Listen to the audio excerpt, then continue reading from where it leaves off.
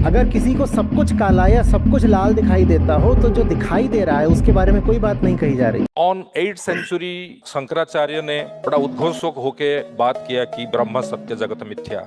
ये सारे चीज को अगर हम इल्यूजन समझ लें तो उसका 100% ओनरशिप हम नहीं कर पाएंगे। ये नहीं कहा जा रहा है कि आप तो सत्य हो और आपके चारों ओर जो जगत है वो झूठा है। वास्तव में जगत तो आपके ही लिए है, जगत आपके ही संदर्भ में है। अगर आदिशंकर कहते हैं कि ये जगत ही मिथ्या है तो उससे आशय बिल्कुल स्पष्ट है। उन्होंने ये नहीं कहा कि जगत की 2-4 वस्तुएं मिथ्या हैं, उन्होंने ऐसा तो नहीं कहा। अगर कोई भी बात जगत के 1-2 विषयों के बारे में नहीं अपितु समस्त जगत के बारे में ही कही जा रही है तो इससे हमें जगत के बारे में कुछ भी पता नहीं चलता। अगर मैं कहूँ कि स्क्रीन पर जितने हैं सब काले हैं या सब सफेद हैं तो इससे स्क्रीन पर जो भी लोग हैं उनके बारे में कुछ भी पता नहीं चलता। इससे बस ये पता चलता है कि मेरी आंख में कुछ समस्या है। तो आदिशंकर का जो वचन है वो समस्त जगत पूरे ब्रह्मांड के बारे में है और वो पूरे ब्रह्मांड को ही मिथ्या कह रहे हैं। तो इससे पता चलता है कि वो ब्रह्मांड के बारे में बात ही नहीं कर रहे हैं। अगर किसी को सब कुछ काला या सब कुछ लाल दिखाई देता हो तो जो दिखाई दे रहा है उसके बारे में कोई बात नहीं कही जा रही। फिर तो बात देखने वाले के बारे में कही जा रही है।